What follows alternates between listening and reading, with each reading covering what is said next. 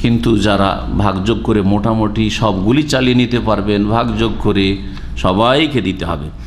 আউয়াল শাইইন ইবদা বিহি, প্রথম শুরু করতে হবে আন-নাফস, নিজের খোরপোশ থেকে, সুম্মা জাওজা, তারপর স্ত্রী, লিআন্না নাফাকাতাহা মুআওয়াদা। স্ত্রী আগে কেন, বাপ মায়ের আগে? একটু আগে অনেকে ফট করে বলে উঠলেন, ফতোয়া দিয়ে উঠলেন যে আগে বাপ মার খরচ দিতে হবে।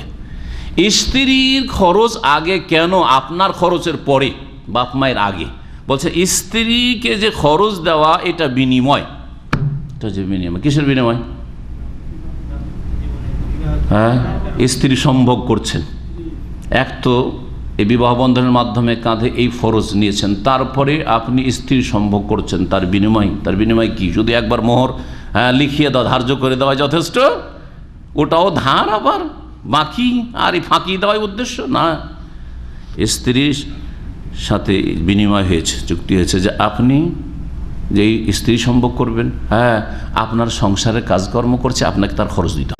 স্ত্রীর পরে ফোকাহে কেরামরা বলেছেন যে কৃতদাসী। এখন কৃতদাসী জামানা নেই, না খেয়ে মরে যাবে মালিক না দিলে, কারণ যা কিছু ইনকাম করে সব তো নিয়ে গেছে। সেই জন্য বলা হয়েছে স্ত্রীর পরে দাসদাসীর কথা। আজকাল দাসদাসী নেই, সুতরাং সেটা অফ। লিআন্না নাফকাতুকা যাওজা, দাসদাসীর খরচ হচ্ছে স্ত্রীর মতো। সুম্মা তাতিল স্ত্রীর পরে, তাহলে যখন দাসদাসী বাদ গেল, স্ত্রীর পরে কার হক? মায়ের। কারণ হাদিসে আসলো মান আবার, কার থেকে সৎ আচরণ শুরু করব? মা থেকে, 3 বার করে বলেছেন মা থেকে শুরু করতে হবে। মায়ের খরচ আগে, বাপের খরচের আগে, হ্যাঁ, ভাই বোনের খরচের মায়ের খরচ। কেন? লিআন্না মাশাক্কাতা ফিল আওলাদে আযম মিনাল আব, বাপের চাইতে বেশি ছেলে মেয়ের প্রতিপালনের ক্ষেত্রে মায়ের কষ্ট অনেক বেশি। মা এমন সময়গুলিতে এমন ক্ষেত্রে কষ্ট করেছে এবং এমন ধরনের কষ্ট করেছে যেই কষ্ট সামান্যতম বাপ করে নাই। গর্ভধারণ করা, হ্যাঁ, এবং এই 9 মাসে যে কষ্টগুলি রয়েছে, যাদের স্ত্রী রয়েছে আর বাচ্চা হয়েছে, তার আর কাছে থেকেছেন, পরিবারের কাছে থাকেন, তাহলে বুঝছেন ভালো করে। জি, তারপর স্তন্যদান করা।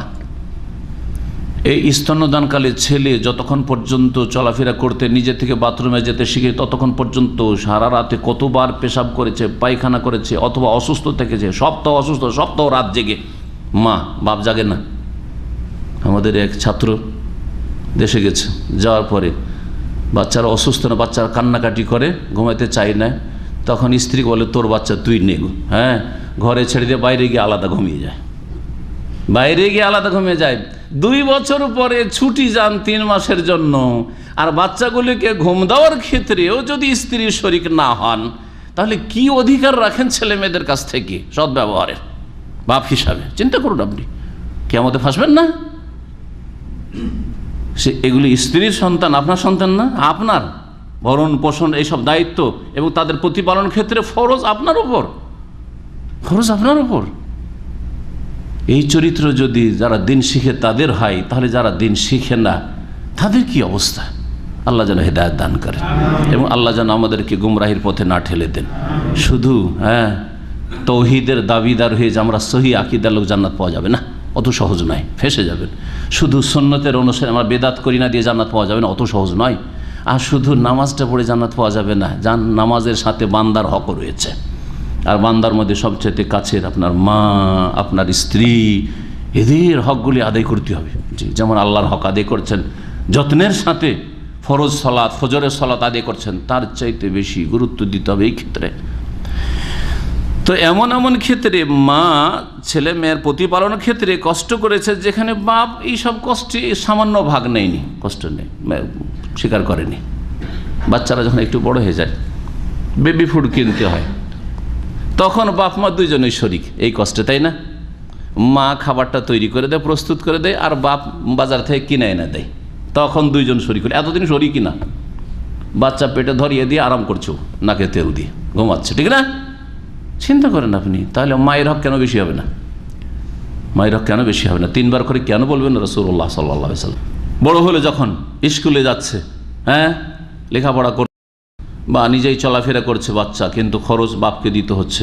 বাপ যদি খরচ দেয় তো মা তাদের পরিচর্যা করে। মা স্কুলে মাদ্রাসা যাওয়ার জন্য প্রস্তুত করে দিচ্ছে, খাবার তৈরি করে 3 বার করে খাবার তৈরি করে ছেলে মেয়েদেরকে খাওয়াচ্ছে, তাহলে দুইজনে শরিক। অনেক বাপেরা ভাবে যে আমি তো খাওয়াচ্ছি, ছেলে মেয়েকে তুমি খাওয়াচ্ছ, এভাবে ঝগড়া করে স্ত্রীর সাথে। ছেলে মেয়েকে আমি খাওয়াচ্ছি। আরে বাবা, আপনি শুধু চালটা কিনে এনে রেখে দিলেন বাড়িতে, যদি পাক শাক না করে দেন তাহলে ছেলে মেয়ে বাঁচবে? হ্যাঁ, তাহলে এই যে ভুল চিন্তাধারা যে আমি খাওয়াচ্ছি, তুমি খাওয়াচ্ছ, স্ত্রীকে বলছেন না, ও তো পাক শাক করে দিচ্ছে, তৈরি করে দিচ্ছে, না হলে কোথায় খাওয়া দাও? তাহলে 50-50, অর্ধা-অর্ধি। আপনি বাইরে থেকে এনে দিচ্ছেন, বাইরের কাজটা করে দিচ্ছেন, আর বাড়ির কাজটা আপনার স্ত্রী করছে। এইভাবে দেখেন, একটা ছেলে মেয়ে বড় হওয়া পর্যন্ত মা বাবা দুইজনেই কিন্তু মেহনতের শরিক, প্রতিপালনের শরিক। আর বাল্যজীবনে গর্ভধারণের ক্ষেত্রে শুধু মা সেখানে রয়েছে, বাপের কোনো অবদান সেখানে নেই। তাই বলছেন মিনাল হামলে, গর্ভধারণ স্ত্রী করেছে, ওয়াল ওয়েলাদা, প্রসব বেদনা, প্রসব বেদনা, সামান্য ভাগ নিয়েছেন যে তোমারও ব্যথা লাগছে তো আমারও ব্যথা লাগছে, হ্যাঁ না, মোটেই আপনার কোনো ভাগ নেই সেখানে। ও রাদা, দুধ দিয়েছেন একদিনের জন্য না, স্তনদান করেছে আপনার স্ত্রী। অল হাদানা, এইরকমই পরিচর্যা, পরিচর্যা করা, পেশাব পায়খানা সাফ করে দেওয়া, কাপড় চোপড় বদলিয়ে দেওয়া ইত্যাদি, সময় ঠিক টাইমে ঘুম দেওয়া ইত্যাদি ইত্যাদি ইত্যাদি, এসব। ওয়াগাইরা যালিক মিন শাউনিল আতফাল, এছাড়াও বিভিন্ন কাজ রয়েছে যেই কাজগুলি একমাত্র মা করেছে। সুম্মা ইয়াতি বাদাল আব, তারপরে বাপের ভূমিকা আসে, তখন বাপের কাজ শুরু হয়। এই জন্য বাপের মর্যাদা মায়ের পরে।